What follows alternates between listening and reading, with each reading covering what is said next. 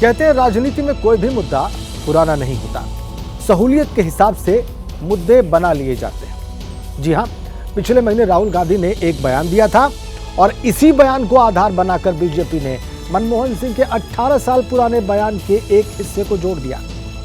कांग्रेस के मैनिफेस्टो, जिसे न्याय पत्र का नाम दिया गया है, उसका ऐसा विश्लेषण कर दिया कि लोकसभा चुनाव की लड़ाई मुसलमान और मंगलसूत्र पर आ गई है। रिपोर्ट देखिए।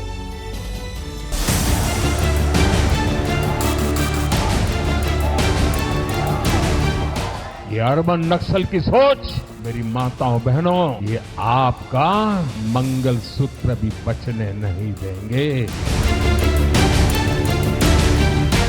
मंगलसूत्र कोविड के दौरान छिने थे। नफरत के कोड़े का दूल्हा बनकर आप कभी हिंदुस्तान को बरकरार नहीं रख सकते। प्रधानमंत्री का हाथ माता बहनों के मंगलसूत्र तक जाता है। हम फाइनेंशियल और इंस्टीट्यूशनल सर्वे करेंगे और इस ऐतिहासिक कदम के बाद हम क्रांतिकारी काम शुरू करेंगे। जो आपका हक बनता है वो हम आपके लिए आपको देने का काम करेंगे। पिछले महीने जब राहुल गांधी ने ये बयान दिया तो शायद किसी ने नहीं सोचा था कि लोकसभा चुनाव में ये केंद्र बिंदु बन जाएगा। राहुल गांधी के इसी बयान को बीजेपी ने हाथों हाथ मुद्दा बना लिया और सबसे पहले राजस्थान के बांसवाड़ा में प्रधानमंत्री मोदी ने कांग्रेस को मैनिफेस्टो पर घेरा और राजनीति के अध्याय में मंगलसूत्र के दंगल की एंट्री करा दी। उसके बाद पीएम मोदी उत्तर प्रदेश के अलीगढ़ पहुंचे और यहाँ भी इसी बात को मुद्दा बनाते हुए हुंकार भरी। कांग्रेस के शहजादे का कहना है कि उनकी सरकार आई, जांच कराएंगे। हमारे देश में माताओं बहनों के पास जो सोना होता है, कितना ही कम क्यों न हो, वो स्त्री धन होता है, पवित्र माना जाता है। अब इनकी नजर कानून बदलकर हमारी माताओं बहनों की संपत्ति छीनने का भी खेल खेला जा रहा है। उनका मंगलसूत्र, उस पर उन लोगों की नजर है। जैसे जैसे मंगलसूत्र पर शोर बढ़ा तो मनमोहन सिंह का वो बयान भी इससे जुड़ा जो उन्होंने 2006 में प्रधानमंत्री रहते हुए दिया था।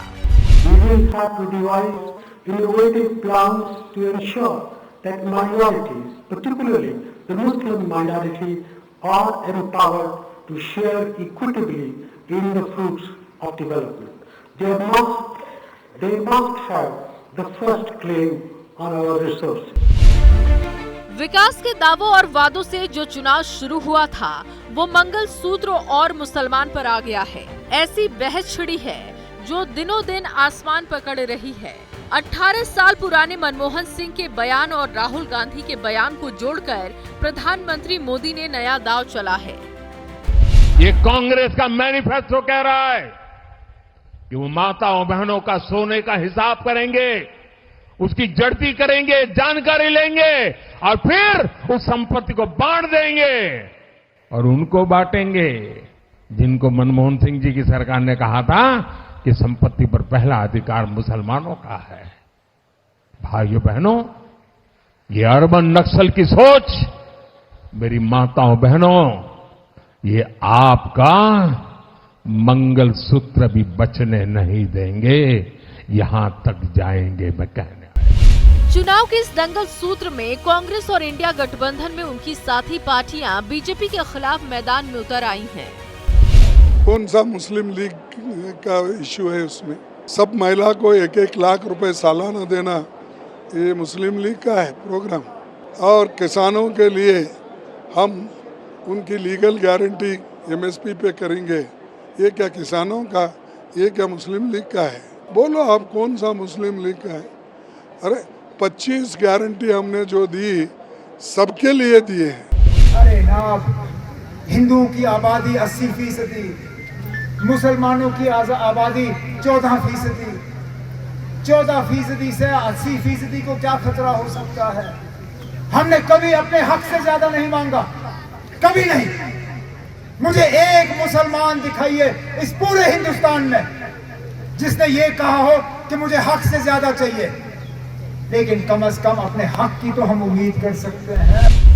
मोदी जी ने कहा कि मुसलमान बच्चे बहुत पैदा करते हैं और घुसपैठी है। मोदी जी आपके कितने भाई हैं? 6।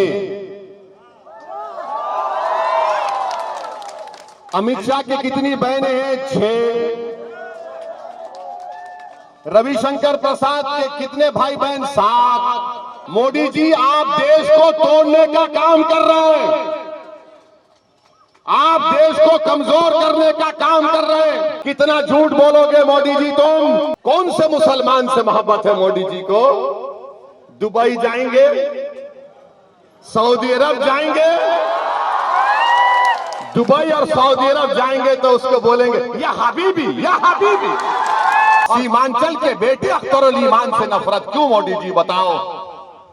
नफरत इसलिए है क्योंकि वो आपको कमजोर देखना चाहते हैं। बीजेपी इस मुद्दे पर किसी भी मोर्चे पर पीछे नहीं है। नरेंद्र मोदी के अलावा सभी बड़े नेता कांग्रेस पर वार करने में कोई कोर कसर नहीं छोड़ रहे। छत्तीसगढ़ के कांकेर में गृह मंत्री अमित शाह ने जो बयान दिया है उस पर जंग और तेज होने वाली है। अभी अभी कांग्रेस पार्टी को मिर्ची लगी। आपके घोषणा पत्र में सर्वे की बात है या नहीं है? और मनमोहन सिंह आपके प्रधानमंत्री ने कहा था संसाधन पर पहला अधिकार माइनॉरिटी का है, आदिवासी दलित का नहीं है। इतना ही नहीं, खुद को मुसलमानों का हितैषी बताने वाली कांग्रेस और समाजवादी पार्टी पर प्रधानमंत्री मोदी ने एक और आरोप लगाया है। कांग्रेस, सपा जैसी पार्टियों ने हमेशा तुष्टीकरण की राजनीति की और मुसलमानों के राजनीतिक, सामाजिक, आर्थिक उत्थान के लिए कभी कुछ नहीं किया। चुनाव में हमेशा मुस्लिम वोट बैंक को लेकर जंग देखने को मिलती है। सभी दलों की कोशिश मुस्लिमों के करीब जाने की रहती है। मुस्लिमों के तबके में 80% वंचित मुसलमान हैं, जिन्हें पसमानदा कहा जाता है। इस वर्ग को बीजेपी साथ लेकर चलने की कोशिश करती है। शायद यही रणनीति विपक्ष को ज्यादा परेशानी में डाल रही है। Bureau report, ABP news.